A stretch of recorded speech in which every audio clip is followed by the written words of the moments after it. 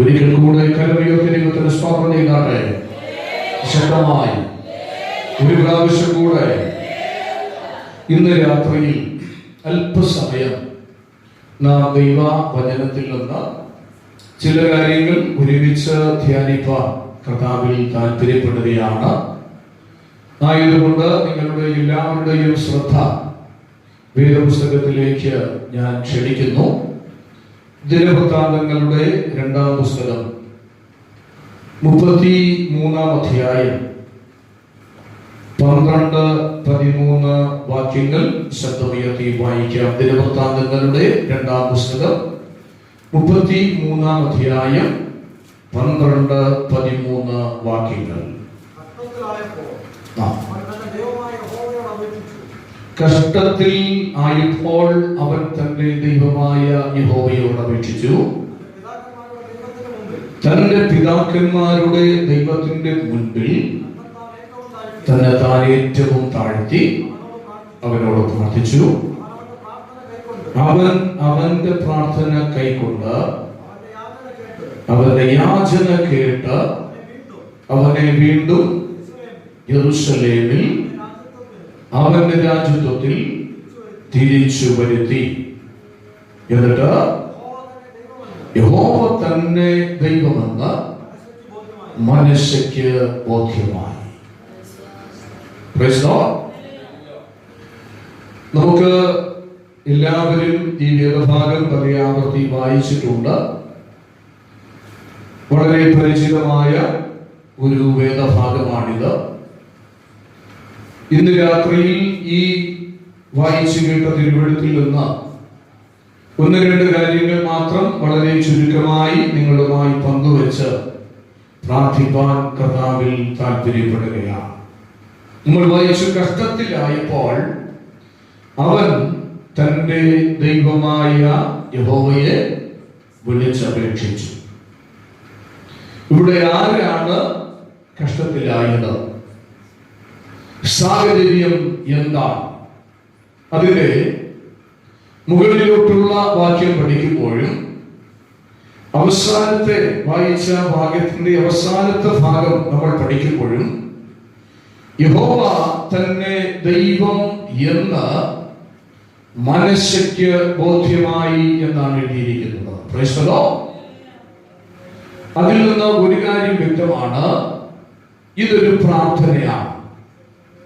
ഈ പ്രാർത്ഥന ദൈവത്തോട് പ്രാർത്ഥിക്കുന്നത് യഹൂദയുടെ രാജാവായ മനശ്ശ എന്ന വ്യക്തി ദൈവത്തോട് കഴിക്കുന്ന ഒരു അപേക്ഷയായി വേണം നമുക്ക് മനസ്സിലാക്കുവാൻ. Price the Lord. അങ്ങനെയെങ്കിൽ ഇന്ന് രാത്രിയിൽ മനശ്ശയുടെ പ്രാർത്ഥനയെ കുറിച്ചാണ് നമ്മൾ അല്പസമയം ധ്യാനിപ്പാൻ താല്പര്യപ്പെടുന്നത്. എത്ര പേർക്ക് സന്തോഷമുണ്ട്? വിശുദ്ധ തിരുവെഴുത്ത് നാം പഠിക്കുമ്പോൾ മനശ്ശ എന്ന പേരുള്ള 1-ലധികം വ്യക്തികൾ തിരുവെഴുത്ത് നമ്മെ പരിചയപ്പെടുത്തുന്നുണ്ട്.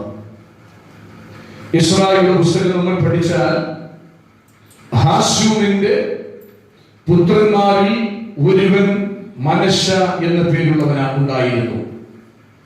അദ്ദേഹം തന്റെ വിജാതീയ ഭാര്യയെ ഉപേക്ഷിച്ച് ജീവിച്ച വ്യക്തി എന്നാണ് അവിടെ പറയുന്ന മനശ്ശയെ കുറിച്ച് പ്രതിപാദിച്ചിരിക്കുന്നത്. മറ്റൊരു ഭാഗത്തിൽ പഹത്ത് മോവാബിന്റെ മകന്റെ പേര് മനശ്ശ എന്ന് വ്യക്തമാക്കിയിരിക്കുകയാണ്. പ്രധാനമായി ആദ്യം നമ്മൾ മനശ്ശ എന്ന പേര് കാണുന്നത് ഉൽപ്പത്തി പുസ്തകത്തിലാണ്.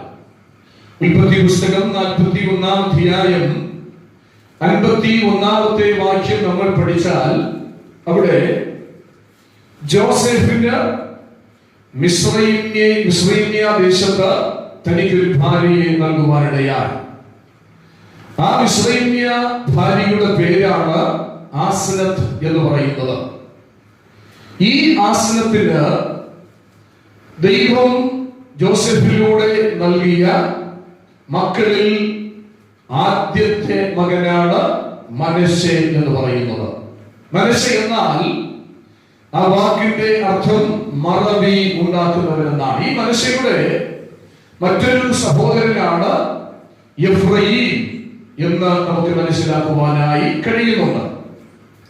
അപ്പോൾ ജോസഫിന്റെ പുത്രന്മാരായ മനശ്ശെയും എഫ്രയീമും ജോസഫിന്റെ പ്രത്യേകമായ പരിപാലനയിൽ വളർന്നു വന്ന കുഞ്ഞുങ്ങളാണ്.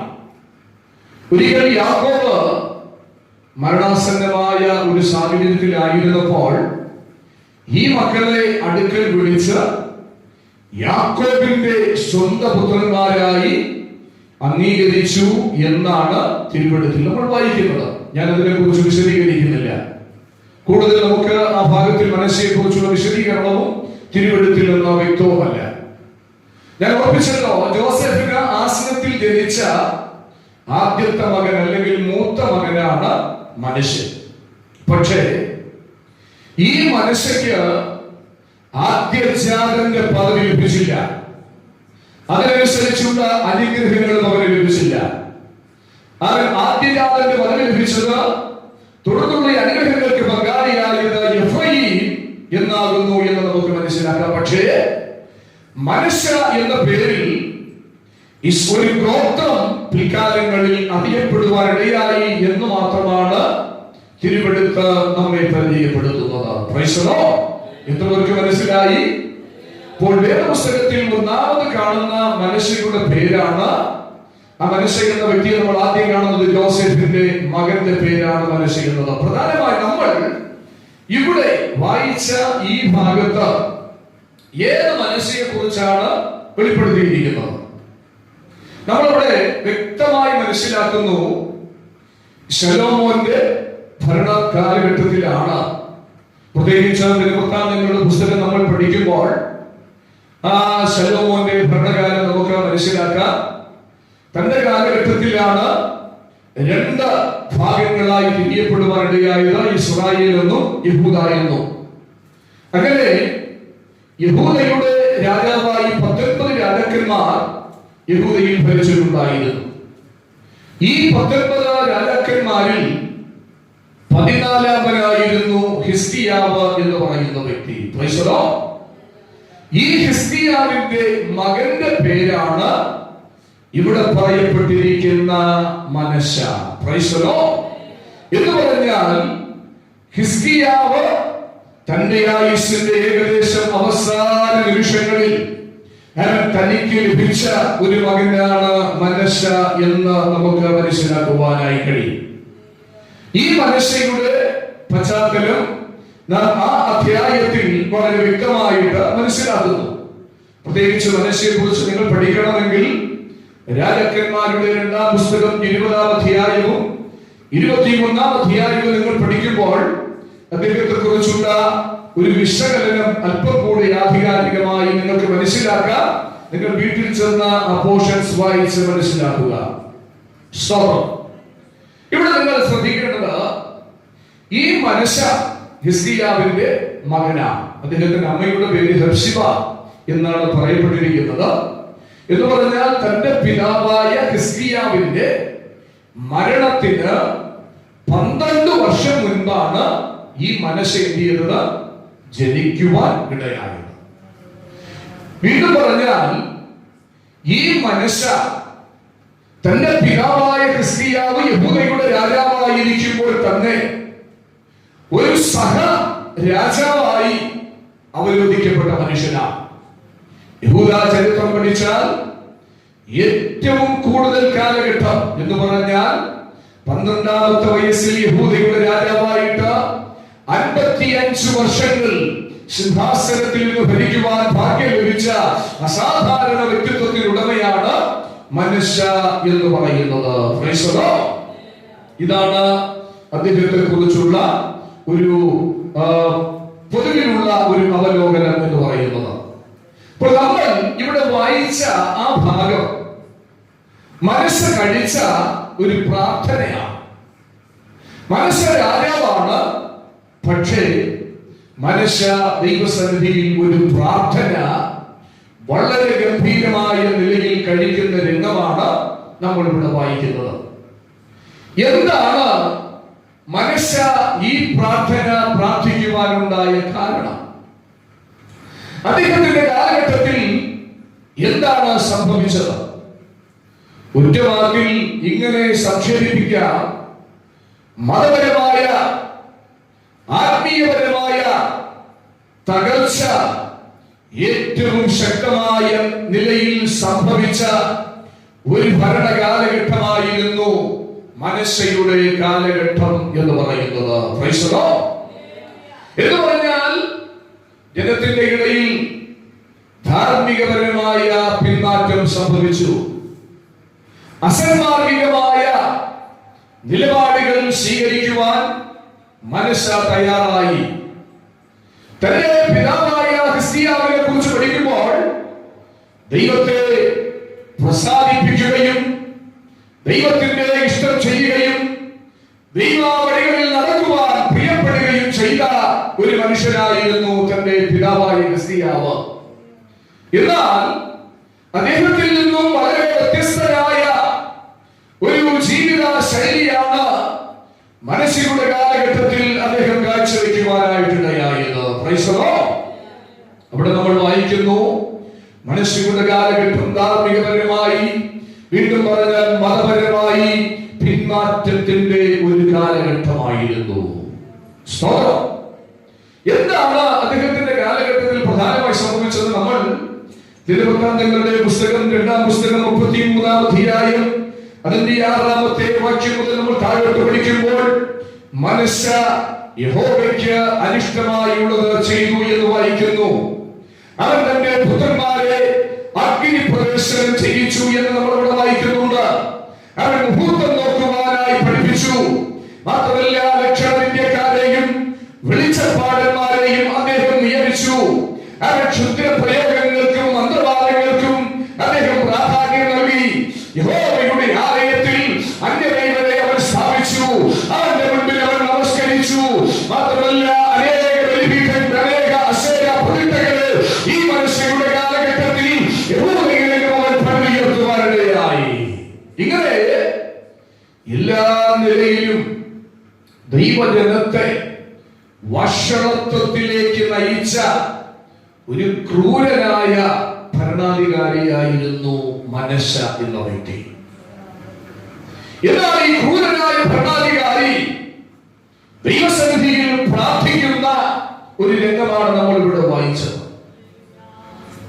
നാം തിരുവെടുത്ത് പിടിക്കുമ്പോൾ പ്രത്യേകിച്ച് യഹൂദ റബിമാർ പറയുന്നത്, ഈ മനശ്ശ അനേക പ്രവാചകന്മാരെ പീഡിപ്പിച്ച് വളരെ കഷ്ടത്തിലൂടെ വളരെ ദുരിതപൂർണമായ അവസ്ഥയിലൂടെ നടത്തുകയും അവരെ അനേകരെ കൊല്ലുകയും ചെയ്തു എന്ന് യഹൂദ റബിമാരുടെ പാരമ്പര്യത്തിൽ പറയുന്നത്. പ്രത്യേകിച്ച് പ്രവാചകനായ യെശയ്യാവിനെ അവർക്ക് അറിയാമോ പിടിച്ചുകൊണ്ടുവന്ന് ഈർച്ചവാളിനാൽ വെട്ടിക്കൊല്ലുവാൻ ഈ മനശ്ശ തയ്യാറായി എന്നാണ് എഴുതപ്പെട്ടിരിക്കുന്നത്. അങ്ങനെ വളരെ ക്രൂരമായ നിലയിൽ ദൈവജനത്തിന് എതിരാളിയായിരുന്നു ഈ മനശ്ശ.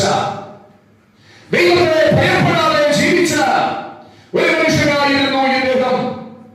അദ്ദേഹത്തിന്റെ നിഷ്പ്രവൃത്തി ആ ദേശത്തെ ആകമാനം ദൈവത്തിൽ നിന്ന് അകറ്റുവാനായിട്ടിടയായി. ഒരു മനുഷ്യന്റെ ദോഷം ആ മുഴുവൻ സാമ്രാജ്യത്തെയും ബാധിച്ചു എന്നാണ് മനസ്സിലാക്കുവാൻ കഴിയുന്നത്. എന്താണ് മനശ്ശയുടെ പാപത്തിന്റെ പ്രത്യാഘാതമായിട്ടുണ്ടായത്? ഞാൻ പറയട്ടെ, യെശയ്യാവിനെ കൊന്നതിന് ശേഷം, ഈർച്ചവാളിനാൽ അവനെ അറുത്തുകൊന്നതിന് ശേഷം അടുത്ത രാജാവായ യോശിയാവാണ്. ഈ മനശ്ശയ്ക്ക് ശേഷം യഹൂദയുടെ രാജാവായിരുന്നത് യോശിയാവാണ്. ഈ യോശിയാവിന്റെ കാലഘട്ടം വരെ ദൈവത്തിന് ജനവുമായി സംസാരിക്കാൻ കഴിഞ്ഞില്ല. പ്രവാചക ബന്ധങ്ങൾ നടന്നുമായി പ്രവാചക സന്ദേശങ്ങൾ ജനത്തെ അറിയിക്കാൻ കഴിഞ്ഞില്ല. ദൈവം ജനവുമായി ഇടപെടാതിരുന്ന ഒരു അന്ധകാര കാലഘട്ടമായിരുന്നു മനശ്ശയുടെ കാലഘട്ടം എന്ന് പറയുന്നത്. Price the Lord. പ്രിയമുള്ളവരെ, ദൈവം നമ്മിൽ നിന്ന് മാറിയാൽ ദൈവത്തിന് നമ്മോടുള്ള വ്യവഹാരം നടത്തുവാൻ കഴിയുകയില്ല. ദൈവത്തിന് നമ്മോട് സംസാരിക്കാൻ കഴിയത്തില്ല. അവൻ ഇന്ന് രാത്രിയിൽ ദൈവസഭ മനസ്സിലാക്കണം. അവൻ അനർത്ഥം പ്രവർത്തിക്കുവാൻ തുടങ്ങിയപ്പോൾ, വഷളത്വം കൂടുതലായി പ്രവർത്തിക്കുവാൻ തുടങ്ങിയപ്പോൾ ദൈവത്തിന്റെ ഇടപെടലുകളെല്ലാം വിച്ഛേദിക്കപ്പെട്ടു. ദൈവത്തിന് സംസാരിക്കാൻ കഴിഞ്ഞില്ല എന്നാണ് നമ്മൾ വായിച്ച് മനസ്സിലാക്കുന്നത്. അങ്ങനെ ആ നിലയിൽ വളരെ വഷളത്വം പ്രവർത്തിച്ച് ഈ മനുഷ്യൻ മുൻപോട്ട് പോകുമ്പോ തമ്പുരാൻ ഇവന്റെ പാപത്തിന്റെ ഫലം ഇവൻ തന്നെ അനുഭവിക്കണം എന്ന് പറഞ്ഞ് അശൂർ സൈന്യത്തെ ഇദ്ദേഹത്തിന് വിരോധമായി അയക്കുവാനായിട്ടിടയായി. ഒരു സത്യം ഞാൻ പറയാം, ദൈവം നമുക്ക് ദൈവത്തെ സ്നേഹിക്കുവാനും പ്രാർത്ഥിക്കുവാനും കർത്താവിനെ അംഗീകരിക്കുവാനും ധാർമ്മിക വഴികളിൽ നടക്കുവാനും വിശുദ്ധിയുടെ പാതകളിൽ മുൻപോട്ട് ചലിക്കുവാനും ഒക്കെ എന്റെ ദൈവം നമുക്ക് അവസരങ്ങൾ തരും. പക്ഷേ അത് അവഗണിച്ച് ജീവിച്ച, അതിനെ കൈക്കൊള്ളാതെ, അതിനെ അല്പം പോലും വില കൊടുക്കാതെ നാം താന്തോന്നികളായി ജീവിച്ചു കഴിഞ്ഞാൽ എന്റെ തമ്പുരാൻ നമുക്കെതിരെ നമ്മയായി വിധിക്കേണ്ടതിന് നമ്മൾ കാണാത്ത, നമ്മൾ പ്രതീക്ഷിക്കാത്ത ശത്രുവിനെ നമുക്കെതിരെ അയക്കും എന്നതിന് രണ്ട് പക്ഷമില്ല. അതാണ് മനസ്സിലൂടെ ചരിത്രം പഠിപ്പിക്കുന്നത്. മനസ്സമാന്തോന്നിയായി ജീവിച്ചപ്പോൾ അവന്റെ കരുത്തിന് കയറിടുവാൻ തമ്പുരാൻ ആദരിച്ചു. അങ്ങനെ അശൂർ സൈന്യത്തെ അവനെതിരായി വരുത്തി എന്നാണ് നമ്മൾ വായിക്കുന്നത്. Price the Lord. അങ്ങനെ അശൂർ സൈന്യം വന്നു.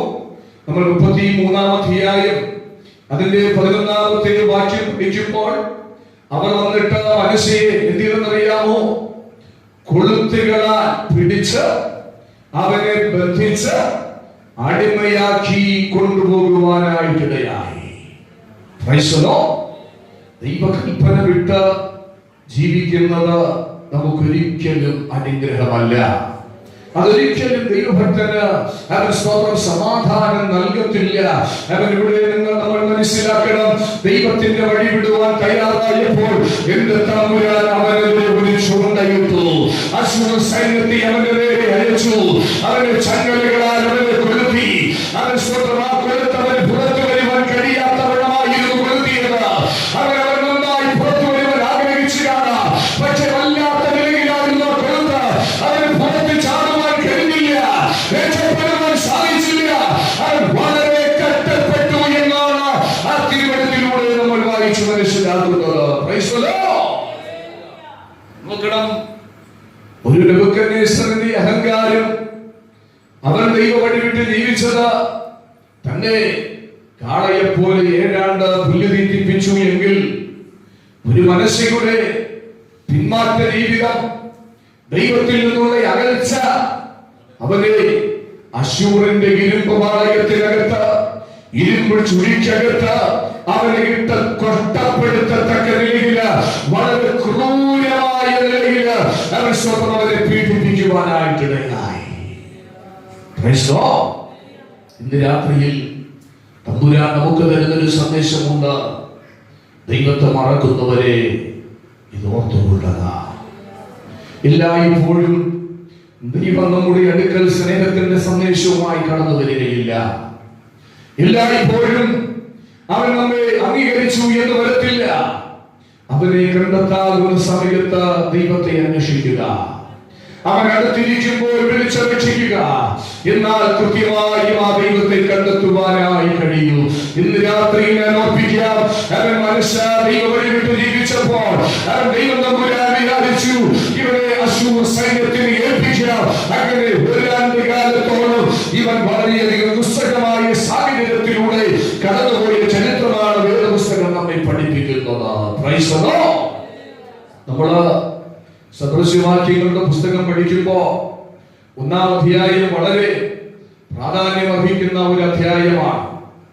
അതിന്റെ 1 മുതൽ 24-ാമത്തെ വാക്യം, 1-ാം അധ്യായം 24 മുതലുള്ള വാക്യം പഠിച്ചാൽ ഒന്ന് വായിക്കൂ. ഞാൻ വിളിച്ചിട്ട് നിങ്ങൾ ശ്രദ്ധിക്കാതെയും ഞാൻ കൈ നീട്ടിയിട്ട് ആരും കൂട്ടാക്കാതെയും എന്റെ ആലോചനകളെയൊക്കെ ശാസനയെ ഞാൻ നിങ്ങളുടെ അനർത്ഥ ദിവസത്തിൽ ചിരിക്കും. Price the Lord. കർത്താവ് പറയുകയാണ്, എന്റെ ശാസന നിങ്ങൾ ശ്രദ്ധിച്ചില്ല. ഞാൻ നിങ്ങളെ സ്നേഹിക്കുവാൻ വേണ്ടി പലപ്പോഴും അടുത്തു വന്നു. പ്രാർത്ഥനയ്ക്ക് പോകുവാൻ നിങ്ങളെ പഠിപ്പിച്ചു. ദൈവവചനത്തിൽ വളരുവാൻ നിങ്ങൾക്ക് അവസരം തന്നു. വിശുദ്ധിയുടെ പാതകൾ വിട്ടുപോകരുത് എന്ന് നിങ്ങളെ ഉപദേശിച്ചു. ദൈവവചനത്തിൽ നിലനിൽക്കണമെന്ന് ആജ്ഞാപിച്ചു. പക്ഷേ ദൈവം പറയുന്നു, നിങ്ങളൊന്നും കേട്ടില്ല. എന്റെ മനസ്സിനെ നിങ്ങൾ കണ്ടില്ല. എന്റെ ഹൃദയത്തിന്റെ ആഗ്രഹം നിങ്ങളോടുള്ള ബന്ധത്തിൽ നിങ്ങൾ അത് മനസ്സിലാക്കിയില്ല. നിങ്ങൾ നിങ്ങളുടെ വഴികളിലൂടെ കടന്നുപോയി. അതുകൊണ്ട് ദൈവത്തിന്റെ ആത്മ പറയുകയാണ്, ഞാൻ നിങ്ങളുടെ അനർത്ഥ ദിവസത്തിൽ ചിരിക്കൂ. നിങ്ങൾ ജാഗ്രതയോടെ എന്നെ അന്വേഷിക്കും കേട്ടോ. പക്ഷെ കണ്ടെത്തുവാൻ കഴിയുകയില്ല. ഇന്ന് പകൽക്കാലം പ്രിയമുള്ളവരെ, ദൈവത്താൽ ഉപേക്ഷിക്കപ്പെടുക എന്ന് പറയുന്നത് മറ്റു മനുഷ്യരാൽ തള്ളപ്പെടുന്നതിനേക്കാൾ ഏറ്റവും കാഠിന്യമേറിയ അവസ്ഥയാണ്. അതുകൊണ്ട് ദൈവത്താൽ തള്ളപ്പെടാതിരിക്കുക. ദൈവമാർഗത്തിലേക്ക് ഓടി വരിക. അവന്റെ സെവിയിൽ വീണ് കിടക്കുക. അവന്റെ പാതകളിൽ പാപങ്ങളെ ഏറ്റുപറയുക. അവൻ കരുണയ്ക്കായി ദൈവസന്നിധിയിൽ ഇന്ന് രാത്രി വിളിക്കുവാനായിട്ട് ആരംഭിക്കുക. Price the Lord.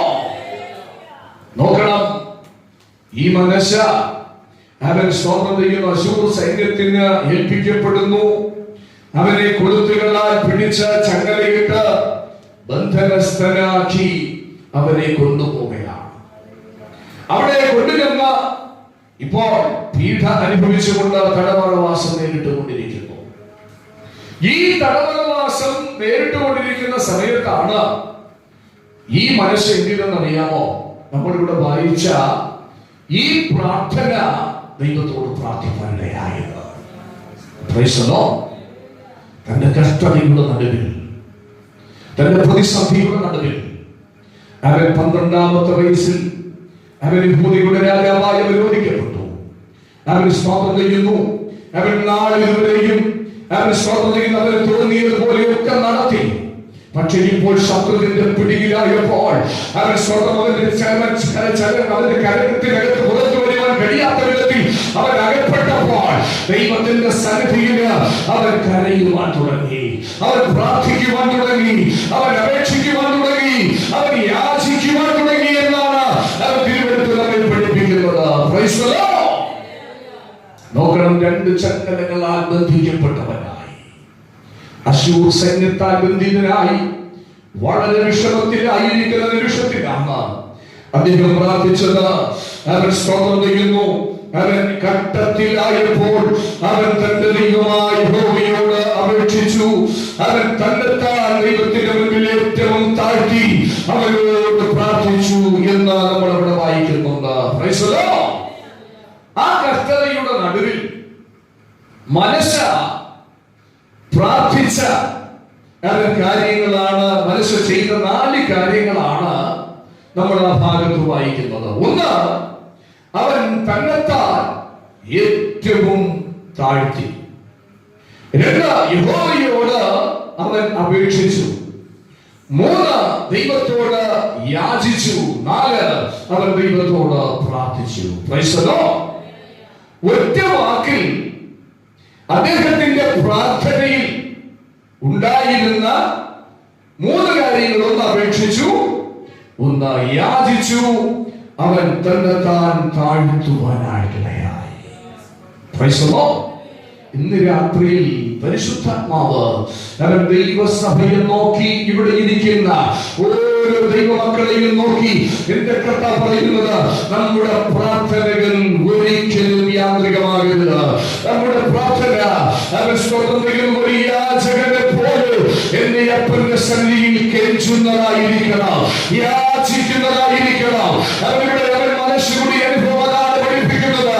അവൻ സ്വന്തം ദൈവത്തോട് അവന്റെ ആവശ്യങ്ങളുടെ റിക്വസ്റ്റ് പോലെ, ഒരു അപേക്ഷ പോലെ വയ്ക്കുകയാണ്. അവൻ തന്നെത്താൻ ദൈവസന്നിധിയിൽ താഴ്ത്തുകയാണ്. എന്നിട്ടാണ് തന്റെ ഹൃദയം ദൈവസന്നിധിയിൽ പകരുന്നത്. അല്ലയോ കർത്താവേ, ഞാൻ രസകരമായ അനുഭവത്തിലൂടെ നീങ്ങുകയാണ്. എനിക്ക് ഈ അശൂർ ശക്തികളിൽ നിന്ന് വിടുതൽ വേണം. അവൻ സ്വന്തം എന്റെ കുറവുകളെ ഞാൻ അറിയുന്നു. എന്നെ ഉദ്ധരിക്കുവാൻ അങ്ങേക്ക് മാത്രമേ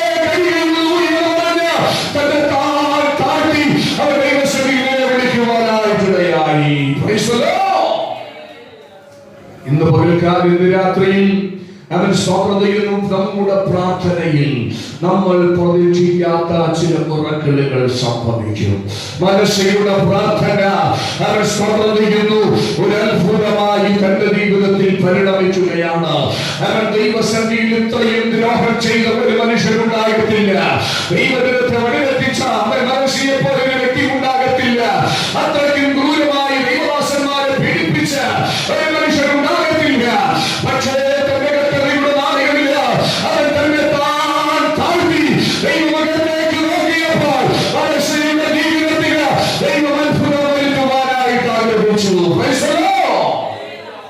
ഇന്ന് രാത്രിയിലും നമ്മുടെ ജീവിതത്തിൽ അത്ഭുതം ചെയ്യുവാൻ ദൈവത്തിന് കഴിയും. അവിടുത്തെ കരം കൂടിപ്പോയിട്ടില്ല. അങ്ങനെ അവിടുത്തെ ചെവി മന്ദമായിട്ടില്ല. അങ്ങ് അവിടുന്ന് നമ്മുടെ അപേക്ഷകളെ കേൾക്കുന്ന ദൈവമാണ്. അവിടെ നിന്ന് നമുക്ക് മറുപടി തരുന്ന ദൈവമാണ്. അവൻ സ്തോത്രം ദൈവത്തിന് ലഭിച്ച വിടുതൽ എങ്ങനെ വിടുതൽ ലഭിച്ചു എന്ന് അറിയത്തില്ല. അവൻ സ്തോത്രം ചെയ്യുന്ന ഏത് നിലയിലാണ് അദ്ദേഹം പുറത്തു വന്നത് എന്ന് വിവരിക്കാൻ തനിക്ക് കഴിയുന്നില്ല. പക്ഷെ ഒരു കാര്യം തനിക്കറിയാം. അവൻ കട്ടതയുടെ നടുവിൽ പ്രാർത്ഥിച്ചു. ദൈവ പ്രാർത്ഥന കേട്ടു. അവൻ തന്നെ പുറത്തു കൊണ്ടുവരുവാനായിട്ടിടയായി. നമ്മുടെ അവൻ സ്തോത്രം ചെയ്യുന്നു വിടുതൽ അത് നമ്മുടെ കരങ്ങളിലാണ്. നമ്മൾ പ്രാർത്ഥിക്കുമ്പോൾ അവൻ നമ്മൾ ചിന്തിക്കണം, ദൈവം എന്റെ പ്രാർത്ഥന കേട്ടോ ഇല്ലയോ. അതൊരു പക്ഷേ മണിക്കൂറുകൾ നമ്മൾ പ്രാർത്ഥിക്കുന്ന വ്യക്തിയാകാം. അവൻ നമ്മൾ പ്രാർത്ഥിച്ചു തീരുമ്പോൾ നമ്മുടെ പ്രാർത്ഥനയെ കുറിച്ച് നമ്മൾ വിലയിരുത്തണം. എന്റെ പ്രാർത്ഥന ദൈവം അംഗീകരിച്ചോ, അതോ അംഗീകരിക്കുവാൻ കഴിയാത്ത നിലയിൽ എന്തെങ്കിലും പാകപ്പിഴകളോ ജീവിത പരാജയങ്ങളോ എവിടെയെങ്കിലും ഉണ്ടോ? അവൻ ആ പ്രാഗൽഭ്യം ഒരു ഉറപ്പ് പ്രാപിച്ചിട്ട് വേണം നമ്മുടെ പ്രാർത്ഥനാ ഇരിപ്പിടങ്ങളിൽ നമ്മൾ എഴുന്നേൽക്കുവാൻ. Price the Lord. ദൈവം നമ്മുടെ പ്രാർത്ഥന കേട്ടു എന്ന ഉറപ്പ് വരുത്തിയിട്ട് അവൻ നമ്മൾ എഴുന്നേറ്റ് പോയാൽ നമ്മുടെ ജീവിതത്തിൽ അനുഗ്രഹമായിരിക്കും. അവൻ ഇവിടെ നമുക്ക് മനസ്സിലാക്കുവാൻ കഴിയുന്നുണ്ട്. അവൻ മനുഷ്യ ഈ സാഹചര്യത്തിൽ അവൻ വളരെ തന്നെ താഴ്ത്തി ദൈവസന്നിധിയിൽ കെഞ്ചുകയാണ്. ദൈവത്തോട് പറയുകയാണ്, കർത്താവേ എന്നെ വിടുവിച്ചേ മതിയാകത്തുള്ളൂ. Praise the lord. നമ്മുടെ പ്രാർത്ഥന രീതി എങ്ങനെയുള്ളതാണ്? നമ്മൾ പലപ്പോഴും നമ്മുടെ ഭവനങ്ങളിലായാലും വ്യക്തിപരമായ പ്രാർത്ഥനകളിലായാലും നമ്മുടെ പ്രാർത്ഥനകൾ പലപ്പോഴും മസിൽ പിടിച്ചുള്ള പ്രാർത്ഥനയാണ്. നമ്മെ ഒന്ന് പൂർണ്ണമായി ഒരു ശിശുവിനെ പോലെ ഒന്ന് കെഞ്ചി അപ്പനോട് ചോദിപ്പാൻ നമുക്ക് കഴിയുന്നില്ല. നമ്മൾ വെയിറ്റിട്ട് നമ്മൾ പറയുന്ന വാക്കുകൾക്ക് ഗ്രാമറുണ്ടോ എന്ന് നോക്കി അളന്ന് തൂക്കി വെച്ചാണ് നമ്മൾ പ്രാർത്ഥിക്കുന്നത്. അതൊന്നും ആവശ്യമില്ല. Price the Lord. ദൈവസന്നിധിയിൽ അവൻ തമ്പുരാൻ ഗ്രാമർ നോക്കുന്നില്ല. അവൻ നിങ്ങൾ തന്നെ ഒന്ന് ചിന്തിക്കുക, നമ്മൾ എങ്ങനെയാ പ്രാർത്ഥിക്കുന്നത്? നമ്മൾ സ്തോത്രം ഹല്ലേലൂയ, ദൈവമേ ഇറങ്ങി വരണേ, അവിടുന്ന് കരുണാമനീയനാണ്, അവിടുന്ന് വിടുവിക്കണമേ, സൗഖ്യമാക്കണമേ, കർത്താവേ സ്നേഹവാനേ, പരിശുദ്ധനേ എന്നൊക്കെ അവൻ നമ്മൾ പറഞ്ഞു ഒരു വല്ലാത്ത പോക്കാണ് പോയിക്കൊണ്ടിരിക്കുന്നത്. പക്ഷേ മനസ്സിലുള്ള പ്രാർത്ഥന നമ്മെ പഠിപ്പിക്കുന്നത് എന്താണെന്നറിയാമോ? അവൻ അപേക്ഷിച്ചു, അവൻ യാചിച്ചു, അവൻ തന്നെത്താൻ താഴ്ത്തി അവൻ ദൈവത്തോട് പറയുന്നു, കർത്താവേ എനിക്ക് അനർത്ഥം സംഭവിച്ചതപ്പ, എന്റെ ജീവിതത്തിൽ ഈ അനർത്ഥം സംഭവിക്കുവാൻ മറ്റാരുമല്ല കാരണക്കാരൻ, അതിന് ഉത്തരവാദി ഞാനാണപ്പ. എന്റെ ജീവിതത്തിൽ എന്റെ പിതാവ് എനിക്ക് കാണിച്ചു തന്ന ആ വഴികളിലൂടെ ഞാൻ നടന്നില്ല. അങ്ങനെ അവിടുന്ന് വിലക്കിയതായ പലതും ഞാൻ ചെയ്തു. അങ്ങനെ ഇഷ്ടമില്ലാത്ത വഴികളിലൂടെ ഞാൻ നീങ്ങിയപ്പ. അപ്പ എന്നെ കഴുകണം, എന്നെ ഒന്ന് ശുദ്ധനാക്കണം, എന്നെ ഈ കഷ്ടത്തിന്റെ നടുവിൽ നിന്ന്, ഈ അസീറിയ ശക്തിയുടെ കയ്യിൽ നിന്ന് എന്നെ വിടുവിക്കണപ്പ. അങ്ങേക്ക് കഴിയത്തുള്ളപ്പ എന്ന് പറഞ്ഞ് അവർ ദൈവസന്നിധിയിൽ കരയുകയാ, ദൈവസന്നിധിയിൽ കെഞ്ചുകയാ. അതൊരു ശിശുവിനെ പോലെ, ഒരു യാചകനെ പോലെ അവന്റെ ഭാഗ്യത്തിന് അവൻ കരഞ്ഞു വിളിക്കുകയാണ്. ഇന്ന് രാത്രിയിൽ നമ്മുടെ പ്രാർത്ഥന അതായിരിക്കട്ടെ, നമ്മുടെ യാചനകൾ അതായിരിക്കട്ടെ. നമുക്ക് പ്രശംസിപ്പാനൊന്നുമില്ല, നമുക്ക് നമ്മെ തന്നെ പുകഴ്ത്തുവാനൊന്നുമില്ല, നമ്മൾ മസിൽ പിടിച്ചിരിക്കേണ്ടവരില്ല. ഒരു കുഞ്ഞിനെ പോലെ ദൈവസന്നിധിയിൽ നമ്മെ താഴ്ത്തുന്നു. എനിക്കൊരു വിടുതലില്ല അപ്പാ, എന്നെ ഇതിൽ നിന്ന് ഉദ്ധരിക്കത്തില്ലേ അപ്പാ, അപ്പാ എന്നെ ഈ അസുര ശക്തിയെ എന്നിൽ നിന്ന് മാറ്റി തരത്തില്ല കർത്താവേ എന്ന് നമ്മൾ വിളിക്കണം. ദൈവത്തെ കർത്താവേ, ഞാൻ അനുഭവിക്കുന്ന രോഗം എനിക്ക് മാറത്തില്ലേ അപ്പാ, എന്റെ കടഭാരം മാറത്തില്ലേ അപ്പാ, എന്റെ മക്കൾ അനുഭവിക്കപ്പെടത്തില്ലേ അപ്പാ, അപ്പാ എന്റെ കുറവുകളെ ക്ഷമിക്കണമേ, എന്റെ അനുഭവങ്ങളെ ക്ഷമിക്കണമേ, എന്റെ പാപങ്ങളെ ക്ഷമിക്കണമേ അപ്പാ എന്ന് പറഞ്ഞ് ദൈവസന്നിധിയിൽ വിളിക്കുവാനിടയാകണം. Price the Lord. എത്രത്തോളം നമ്മെ താഴ്ത്തുവാൻ കഴിയുമോ അത്രത്തോളം ദൈവസന്നിധിയിൽ താഴ്ത്തണം. അത് നമ്മുടെ അഹങ്കാരങ്ങൾ, നമ്മുടെ ധിക്കാരങ്ങൾ, നമ്മുടെ ഗർവ്വങ്ങൾ, വികടമായ സ്വഭാവങ്ങൾ, ഇതെല്ലാം നമ്മൾ വാരി ദൂരെ അറിയണം. നമ്മൾ ഒന്നുമല്ല, ഒന്ന് നമ്മൾ സങ്കല്പിക്കണം. നമ്മൾ നിസ്സാരന്മാരാണെന്ന് മനസ്സിലാക്കണം. ഉറച്ചു നിന്നാൽ കേവലം ശ്വാസമാണെന്ന് നമ്മൾ സ്ഥിരീകരിക്കണം.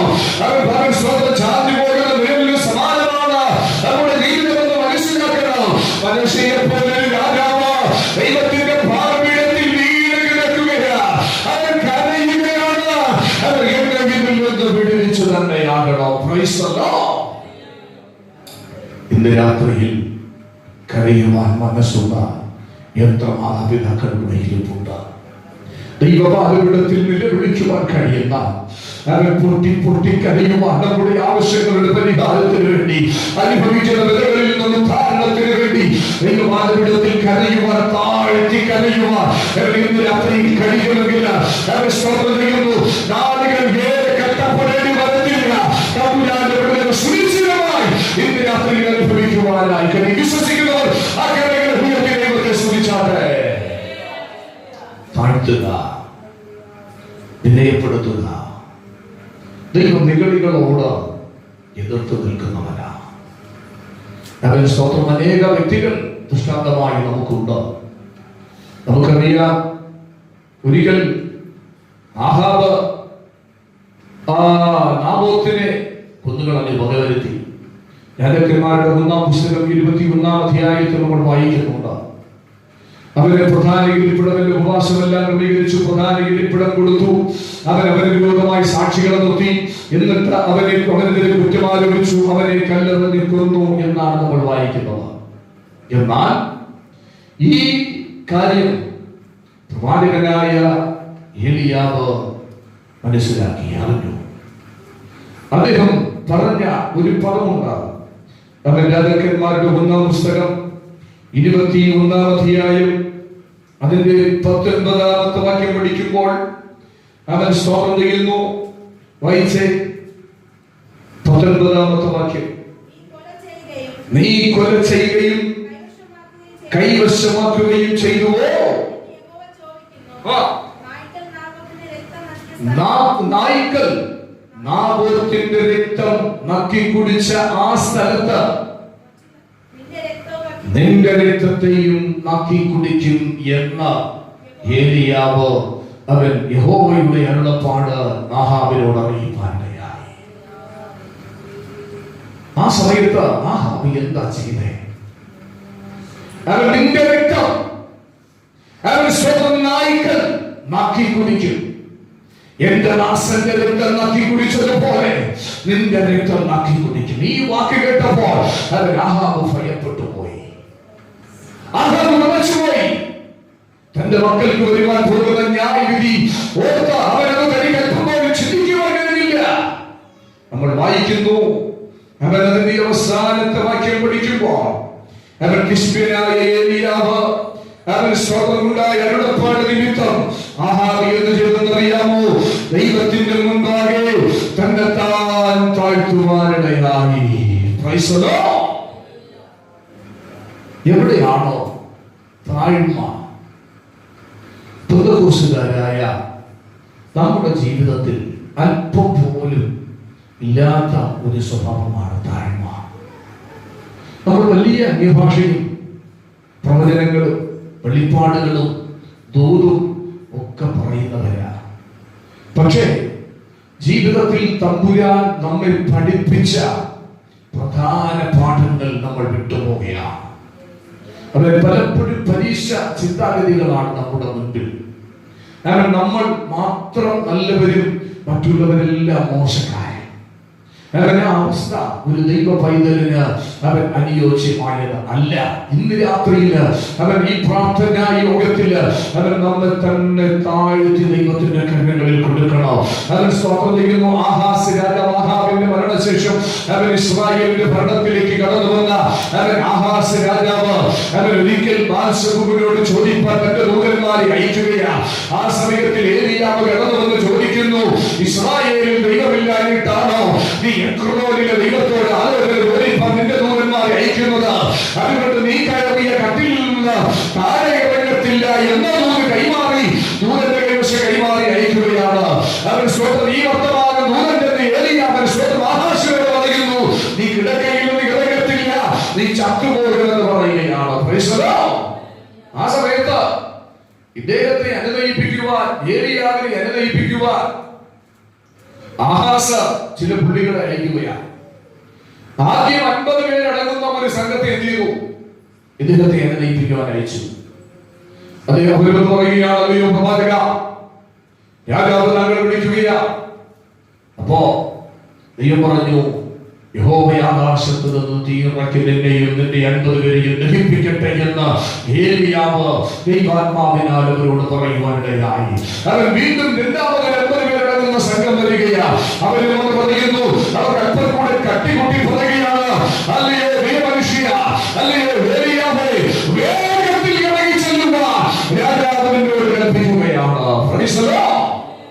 അവിടെയും നമ്മൾ വായിക്കുന്നു, 50 പേരെയും ആ സംഘത്തെയും ആകാശത്തിൽ നിന്നും തീയിറക്കി ദഹിപ്പിച്ചു കളഞ്ഞു. എന്നാൽ മൂന്നാമത് വീണ്ടും ആഹാസ് ഒരു കൂട്ടരെ അയക്കുന്നുണ്ട്. അവൻ സ്തോത്രം, അവർ വരികയാ. അവരിൽ 50 പേരുണ്ട്. അവരിൽ പ്രധാനിയായിരുന്നു പറയുകയാ, അല്ലയോ രാജാവേ, അങ്ങ് ഞങ്ങളുടെ പ്രാണനെ ആദരിക്കണമേ. അവൻ ഞങ്ങൾക്ക് മുൻപേ വന്ന് അതിന് സ്തോത്രം 100 പേർ, അവൻ സ്തോത്രം 50 വെച്ച് 2 തവണ നഷ്ടപ്പെട്ടിരിക്കുകയാണ്. അതുകൊണ്ട് എന്നെയും എന്നോട് കൂടെയുള്ള ഈ 50 പേരുടെ പ്രാണനെ ആദരിക്കരുത് എന്ന് പറഞ്ഞുകൊണ്ട് വളരെ വലിയ പുരസ്കാരം കിടത്തിൽ നിന്നിറങ്ങി അവരെ തന്നെ താഴ്ത്തി പ്രവാചകന്റെ മുൻപിൽ പ്രാണനെ ആദരിക്കുവാനായി അപേക്ഷിച്ചപ്പോൾ അവർ അവരുടെ പ്രാണനെ ആദരിച്ചതായി നമ്മൾ വായിക്കുകയാണ്.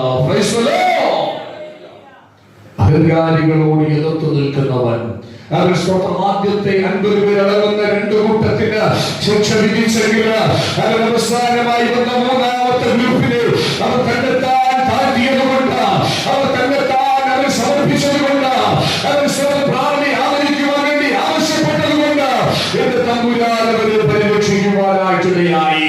അവൻ പ്രിയമുള്ളവരെ, ഇന്ന് രാത്രി അവർ മനസ്സിലാക്കുക, അവൻ മനസ്സാബന്ധന സ്ഥലത്തിലായിരുന്നപ്പോൾ, ഘട്ടത്തിലായിരുന്നപ്പോൾ അവർ ദൈവസന്നിധിയിൽ നിലവിളിച്ചു, അവർ തന്നെ താഴ്ത്തി എന്നാണ് നമുക്ക് മനസ്സിലാക്കുവാൻ കഴിയുന്നത്.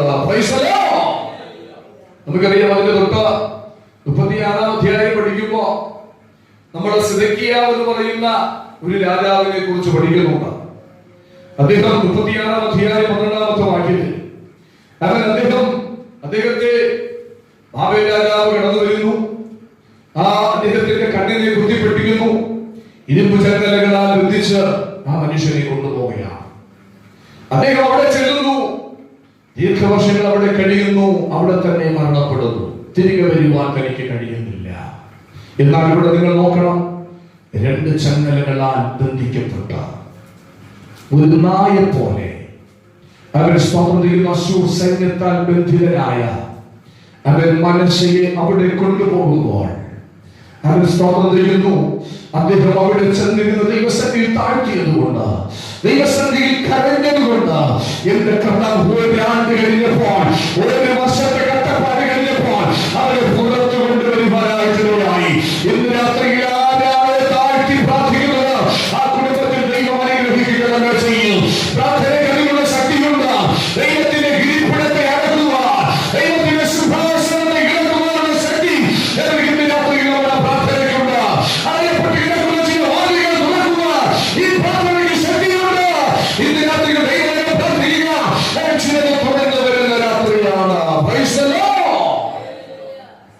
പലരും ഭക്തിമായി അമർച്ച ചെയ്തതുപോലെ പല സാഹചര്യങ്ങളും പല അവസരങ്ങളും നമ്മെ അമർച്ച ചെയ്തു എന്ന് വരാം. പക്ഷെ നീ ദൈവസന്നിധിയിൽ നിലവിളി. അവൻ നിർത്തരുത്, നിന്റെ യാചന നിർത്തരുത്. അവൻ നിങ്ങളെ താഴ്ത്തുന്നത് ഒരിക്കലും മാറ്റിവെക്കരുത്. ദൈവസന്നിധിയിലേക്ക് അർപ്പിക്കുവാനായി തയ്യാറാകണം. അങ്ങനെ നമ്മൾ ചെയ്തു കഴിഞ്ഞാൽ അവൻ നമ്മുടെ ലക്ഷ്യത്തിൽ നമുക്ക് എത്തിച്ചേരുവാൻ കഴിയും. ഈ മനസ്സൊക്കെ ലക്ഷ്യമുണ്ടായിരുന്നു, ഒരു ടാർഗറ്റ് ഉണ്ടായിരുന്നു. എനിക്ക് എന്റെ ദേശത്തിലേക്ക് പോകണം, എന്റെ സിംഹാസനത്തിൽ എനിക്ക് വീണ്ടും ഇരിക്കണം, വീണ്ടും ഇരുന്ന് എനിക്ക് ഭരിക്കണം, എന്റെ സിംഹാസനം എനിക്ക് തിരികെ പ്രാപിക്കണം. ഇന്ന് രാത്രിയിൽ പ്രാർത്ഥനയ്ക്ക് നമ്മെ തിരിച്ചു വരുത്തുവാൻ കഴിയും. നിങ്ങളുടെ ജീവിതത്തിൽ എന്തൊക്കെ എവിടെയെല്ലാം നഷ്ടപ്പെട്ടോ അതിനെ തിരികെ തരുവാൻ നമ്മളുടെ അപേക്ഷയ്ക്ക് മാത്രമേ കഴിയത്തുള്ളൂ. മനസ്സ് പ്രാർത്ഥിച്ചു, അവന്റെ ലക്ഷ്യത്തിൽ അവൻ എത്തിച്ചേർന്നു. അവന് നഷ്ടപ്പെട്ട രാജ്യത്വം, അവന് നഷ്ടപ്പെട്ട സിംഹാസനം, അവന് നഷ്ടപ്പെട്ട പ്രതാപം, പ്രൗഢി എല്ലാം തിരികെ ലഭിക്കുവാനിടയായി. ഒരു രണ്ട് മാത്രമാണ് അവൻ കഷ്ടത അനുഭവിച്ചത്. അത് കഴിഞ്ഞ് അവൻ തിരികെ വന്നു. അവൻ സ്വന്തം തിരികെ വന്ന അവന്റെ ജീവിതത്തിൽ വലിയ മാറ്റമാണ് സംഭവിച്ചത്, അതിശൂലമായ മാറ്റമാണ് സംഭവിച്ചത്. ഇന്ന് രാത്രിയിൽ ദൈവത്തിൽ നിന്ന് നന്മ അനുഭവിച്ച ദൈവത്തിന്റെ പൈതങ്ങൾ, ദൈവ സമ്പത്ത് തന്നു, ദൈവ ധനം തന്നു, ദൈവ വാഹനം തന്നു, വീട് തന്നു, കുടുംബം തന്നു, കുഞ്ഞിനെ തന്നു, എല്ലാം ദൈവം തന്നിട്ട് അവൻ സ്വന്തം നന്ദിയില്ലാത്തവരായി ജീവിക്കുന്നത് കേട്ടോ. ദൈവം നന്മ തരുന്നോട് അവൻ സ്വന്തം നമ്മുടെ ജീവിതത്തിൽ വ്യത്യാസം വന്നുകൊണ്ടേയിരിക്കണം, നമ്മുടെ ജീവിതത്തിൽ മാറ്റം വന്നുകൊണ്ടേയിരിക്കണം, നമ്മുടെ യാതൊരു അനുഭവങ്ങളില്ല അവൻ മാറ്റം വന്നുകൊണ്ടേയിരിക്കണം. മനസ്സിന്റെ ജീവിതത്തിൽ ദൈവം വിടുതൽ കൊടുത്തപ്പോ, ദൈവം അവനെ തിരിച്ചു കൊണ്ടുവന്നപ്പോ, നഷ്ടപ്പെട്ട പ്രധാന പ്രൗഢിയും എല്ലാം തിരികെ നൽകിയപ്പോ അവന്റെ ജീവിതം ടോട്ടലി ചേഞ്ച് ആകുവാനിടയായി. അവൻ നേരത്തെ പ്രയോജനമില്ലാത്തവനായിരുന്നു, ഇപ്പോൾ പ്രയോജനമുള്ളവനായി മാറുകയാണ്. അവൻ ഇന്ന് പകൽക്കാലം പ്രിയമുള്ളവരുടെ വാക്കിനെ ഞാൻ ഇവിടെ നിർത്തുവാൻ ആഗ്രഹിക്കുകയാ.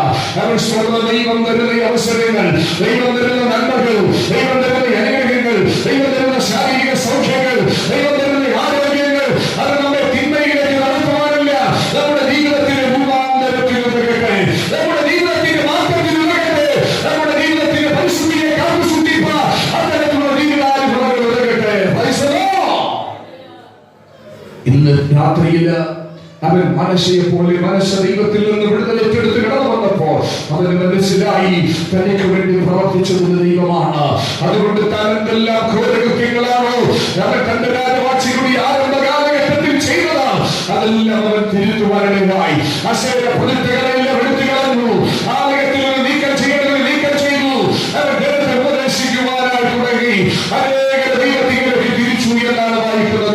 ദൈവം നമ്മുടെ ജീവിതത്തിൽ ഉപകാരം ചെയ്യുമ്പോൾ അവൻ സ്വന്തം കർത്താവിനെ അവൻ സ്വന്തം അറിയിപ്പാൻ മറന്നു പോകരുത്, യേശുവിനെ ഉയർത്തുവാൻ മറന്നു പോകരുത്. അവൻ മനുഷ്യനെ പോലെ നമ്മുടെ ജീവിതത്തിനകത്ത് ഈ പ്രാർത്ഥന വലിയ വ്യത്യാസങ്ങൾ കൊണ്ടുവരട്ടെ.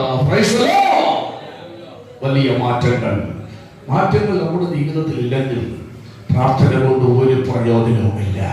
അവൻ ഈ പ്രാർത്ഥന കൊണ്ട് യാതൊരു പ്രസക്തിയുമില്ല. അവൻ മാറ്റം പ്രാർത്ഥനയ്ക്ക് മാത്രമേ വരുത്തുവാൻ കഴിയത്തുള്ളൂ. അതുകൊണ്ട് ഇന്ന് രാത്രിയിൽ പറയണം, കർത്താവേ, എന്റെ ജീവിതത്തിൽ ഈ പ്രാർത്ഥനയിലൂടെ ഒരു മാറ്റം ഉണ്ടാകണം, എന്റെ ആത്മീയ ജീവിതത്തിൽ ഒരു മാറ്റം ഉണ്ടാകണം. നേരത്തെ തോന്നിയതുപോലെ ജീവിച്ചവരാണ്, ദൈവത്തിന്റെ വഴിവിട്ട് ജീവിച്ചവരാണ്. പക്ഷെ ദൈവം കൊടുക്കേണ്ടത് ഒരാൾ കാര്യമായി കൊടുത്തപ്പോ അവൻ കൂടുതലൊന്നും അടിച്ചില്ല, ഒറ്റ ആദ്യ മനസ്സിൽ കൊടുത്തുള്ളൂ. അവൻ ഇന്ന് പലരും ഒറ്റയടിയിൽ മാനസാന്തരപ്പെടുത്തില്ല, കൂടെ കൂടെ ശാസന കേട്ടുകൊണ്ടിരിക്കുകയാ. അവൻ സ്വന്തം വചനത്തിൽ പറയുന്ന നീക്ക് പോക്കില്ലാത്ത വിലയില്ല. ഒരു ദിവസം തമ്പുരാനെ കൊടുത്തു അവൻ അയ്യോ അപ്പോൾ എന്ന് വിളിച്ചാൽ അതൊരു കാര്യം നടക്കത്തില്ല. ഇന്ന് രാത്രി ദൈവത്തിന്റെ കരങ്ങളിലേക്ക് കൊടുക്കുക. അവൻ ജീവിതത്തിൽ ദൈവം ആഗ്രഹിക്കുന്ന മാറ്റവും ദൈവം ആഗ്രഹിക്കുന്ന രൂപാന്തരം നമ്മുടെ ജീവിതത്തിൽ ഇന്ന് രാത്രിയിൽ വെളിപ്പെടട്ടെ. ഈ പ്രാർത്ഥനയിലൂടെ തുടർന്നുള്ള നാളുകളിൽ വെളിപ്പെടട്ടെ. അതിനായി നമ്മുടെ ജീവിതങ്ങളെ കൊടുക്കാം. എല്ലാ കണ്ണുകളും അടയട്ടെ, എല്ലാവരുടെ കാലുകളും അടയട്ടെ. ഒരുമിച്ച് ദൈവത്തിന്റെ മുഖത്തേക്ക് ഇന്ന് രാത്രിയിൽ നമുക്ക് നോക്കാം. ഹല്ലേലൂയ. ദൈവം ജോലി തന്നു, ദൈവം നന്മ തന്നു, സൗഖ്യം തന്നു, അവൻ ആരോഗ്യമുള്ള മക്കളെ തന്നു. നല്ല വീടും സമ്പത്തും വിവാഹവും കുടുംബവും എല്ലാം ദൈവം തന്നു. ഇവയെല്ലാം ദൈവം തരുമ്പോൾ ദൈവം ആഗ്രഹിക്കുന്നത് നമ്മുടെ ജീവിതത്തിന്റെ മാറ്റമാണ്. ദൈവം ആഗ്രഹിക്കുന്നത് നമ്മുടെ ജീവിതത്തിലെ മാനസാന്തരമാണ്. അവൻ ദൈവത്തിലേക്ക് മടങ്ങിവന്ന അവൻ മനുഷ്യരുടെ ജീവിതത്തിൽ ഒന്നാമത് ആലയത്തിൽ നിന്ന് അന്യ ദൈവ